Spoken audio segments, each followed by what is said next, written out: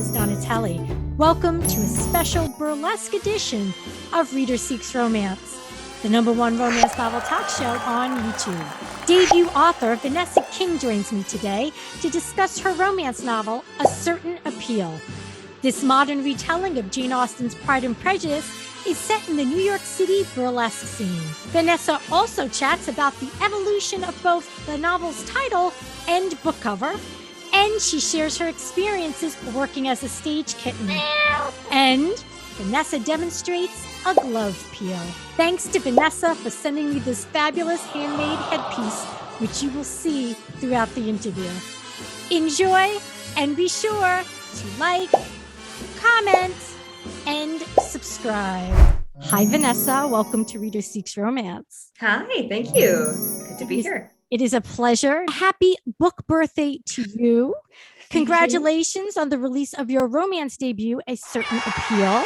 And congratulations on your starred review from Publishers Weekly. How does that feel? That was great. That was very exciting. It was one of those things where I had no idea it was even a thing that could happen for me. So when my publicist sent me the email, I was like, oh, great. Like, I didn't even know to be excited in advance. So great. A Certain Appeal is a contemporary retelling of Pride and Prejudice by Jane Austen, set in the burlesque scene in New York City.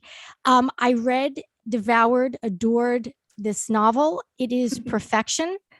Thank you. Are you a diehard Janeite? Why Pride and Prejudice? Why not Pride and Prejudice? That's the answer to most things, I think, in life. Why not? But it was the first story that came to mind when I thought about doing a retelling. So I was, I'd worked on a different project, was querying it, and didn't know what to do next. And I was chatting with a friend, or we were texting, and she mentioned that she was doing a retelling, The Wizard of Oz, set at a music festival, which is still an amazing idea, and I need to see finished. But she said retelling, and we've been talking about my burlesque stuff, that it was such a surreal, fantastic time that I have to set something there. And I just had a shut up, I've had a thought, and closed my computer and immediately started writing like a peasant, I guess. No computer time. I was in my notebook and just started writing it out. Austen immediately, Pride and Prejudice came to mind right away, and that was it. I just started writing out which character would do what and what their different versions would look like, and that was it. Liz Bennett is a stage kitten at night, so she's the one who picks up what the performers take off, and she is by day what she considers a glorified receptionist. She's had a bad experience when her interior design career got derailed. So she'd moved to New York, sort of lick her wounds, start over, and is looking to get back into things. And she's found this strange, wonderful, scantily clad, very sparkly family in the crew at Meryton, which a little Austen nod. And so her found family there, including her roommate Jane, who is the singer there. And he, worth noting, is fantastic. He's one of my favorite characters I've written. And we have the twins, who are the aerialists, Gin and Tonic. And then we have Ming Dynasty, another burlesque performer who sort of falls into the Charlotte role. And then their manager, Andrea, who is very much Mrs. Bennet, though I didn't get any mention of her nerves, which anyway, too bad. And then we have, of course, Will Darcy is good heavens, what job did I give him?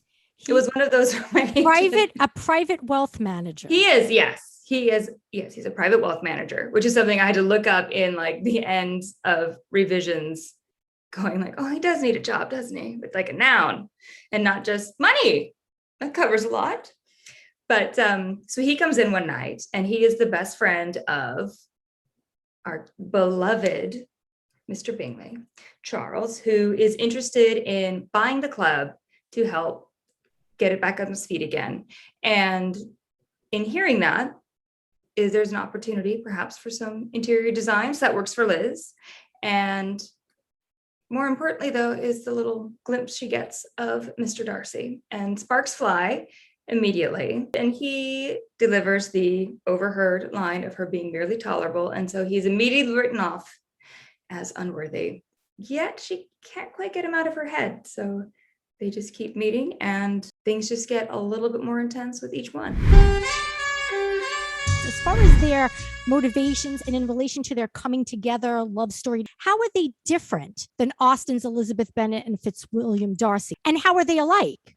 As far as different, Bennet is, I mean, she's fighting the attraction very clearly throughout. It's also first person. So you're getting that thought process as she's, trying very hard not to be drawn in and is, giving excuses and trying to reason her way out of being interested in this guy for reasons that are legitimate, at least a bit. Some is just ego. They're very similar in that I've kept the found family element, at least. You have her very fierce loyalty to her family and friends in this case, and you have her, independence and her quick wit are very much intact. And as far as Darcy, he's still very standoffish and judgmental of things at first, but I feel like he's able to, you see him being willing to learn and figure out what interests Bennet. He comes into it, he's very judgmental of the burlesque scene immediately. And you kind of understand why part of it, it was sort of sprung on him. He wasn't anticipating it. And he's very suspicious of the folks who are performing. He doesn't like the idea of performance in general, particularly when it's involving something intimate. And so Bennet sort of has a dressing down of him, no pun intended, regarding why she feels the way she does about burlesque, why she cares about it, and the strength and sort of joy that she gets out of being involved in the scene. And he's receptive. So it's good to see him evolve in that way and be willing to listen. I mean, I keep saying that's the unending appeal of any Darcy, is that, he gets yelled at and he listens and he grows. And really that's what we want. Because it is its own world, it kind of feels like you're stepping into a completely different reality. And I mean, when I worked at a burlesque show for, a bit, and it was so much fun. But it really, walking in, it was a completely different world from just being outside in Tribeca in Manhattan. I mean, my day job was 3 blocks away, where I taught swim lessons at a community center. And then that was my 9 to 5. And then Saturday nights I would go into the club, and it was this completely separate reality. When you're reading Austen in general, you are taken into a different time period, a different setting. And so you're already in that mindset. And so having a retelling in a place that's, our world, but not, even though it is kind of makes it fit for it. And it was just, more than anything, it is the characters at the end of the day. So what did you do when you were working Saturday nights at the burlesque club? I was a stage kitten. So I had done an intro course, so through the New York School of Burlesque, and that was so much fun. But as is the case with Bennet, I have no head for choreography. So I grew up swimming. I got 4 strokes down. There's nothing else that my brain can keep in my head. I loved it, but I knew that it was something that I wasn't going to end up pursuing the way that you need. If you're going to do it, you have to do it. I mean, there's costuming, there's choreography, there's music, you're in it. And it's expensive and very time consuming. And I knew I was interested in writing and was, pursuing some of that. So I had my creative outlet, but I still wanted to be involved. And so I spoke with Jo Weldon, the headmistress of the School of Burlesque, who had said, any of my graduates, if you're interested, I can set you up with a kittening gig if, one makes sense. And she recommended I go, knock on the door at Duane Park. And they were like, sure, here's Saturday. I would, pick up panties and all their stuff. And then between shows, I would also sell pasties and tassels handmade by some of the performers, and playing cards with photos of performers on them. So all that's straight out of life. Well, that's what I was going to ask is how much of your experience informed your writing? Because I was curious to know, like, are the playing cards a thing? And which you said yes. And how about Papa Pasty as opposed to saying break Yes. a leg that they would Oh say yeah. before, like Papa Pasty Yep. is a thing? Oh yeah, papa pasty is a thing, and that was original. That was the working title of the book. But when once when I got my agent, she's like, just so you know, that's gonna end up getting changed. Like, I love it, not gonna fly. And so we got with Putnam. They're like, we love this, not gonna fly. Do you want to talk a little bit about how you arrived at a certain appeal as the title? We signed the contract. Book's gonna happen. Got to get a new title before we can announce. Do the announcement. And so I'm having a spitballing session with my acquiring editor and my agent. And I don't know what was said, but something reminded me of is it 1999? I think it is. Classic Coyote Ugly. And it was something along the lines of like, so right, it's wrong. And I laughed and said, oh, the right kind of wrong. Because if a movie reference comes to mind, I can't not say it. And my editor said, yes. And my brain said, no. But she loved it. And so that was the title for about 6 months. And my agent and I were like, okay, we'll figure something else out. It's not in stone. Covers aren't printed. We can figure something else out. And so it was months of going back and forth, trying to figure out what a better title would be. Because the right kind of wrong was so long, and it kept suggesting like that there was something wrong with what someone was doing. It's like, no, this is wonderful. Nothing is wrong here. Yeah. And so, but one day my agent sends me an email and she says a certain appeal. And it was like the skies parted, and it was this one, like, yes, that was it. That was perfect. And again, and we had all those other sort of thoughts in mind. Like, we have the peel, which is when you are removing items of clothing. And there's the appeal. What is the appeal you see in burlesque and all of that? And it was just perfection. And we had to get it approved. And we're just like, please, please, please, please, please.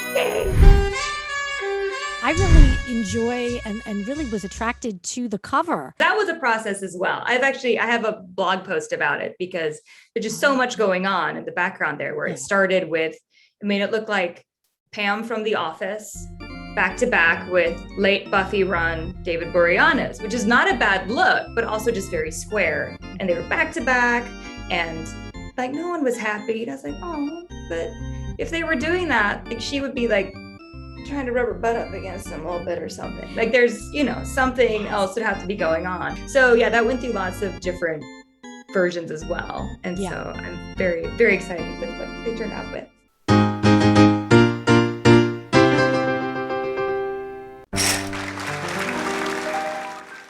And now for a quick lesson in the art of a glove peel. Now, it was the first thing I learned in my Intro to Burlesque course and remains the extent of my dubious choreographic skills. Let's have a go. You start with an invitation. Let your audience drink you in. 3/4 positioning here, showgirl stand. Look at it. Invite them to gaze and invite them in. And show up the glove. Little action on the glove itself kind of suggests the texture. You get that silky sensation. And then a little skin. A little more. Just a little bit more. We're going slowly and getting past the elbow so that when you pull it off in earnest, it doesn't get stuck. You do have the option of making it a little bit silly, ramping up the comedic element and struggle a bit. Emphasize the cleavage if you have it. I had it, but don't anymore. Or just maintain the sensual koi pose the whole time. A little farther, and then tug. Guiding it off the other hand. Exposing the skin. Arm line down. There's another arm over here. Twirl. And get it out of the way so you don't, trip on it. It kind of kills the mood. And that's like left field. Try with the other hand. Thanks. Thank you again, Vanessa. Absolutely. Thank you so much. This was so much fun.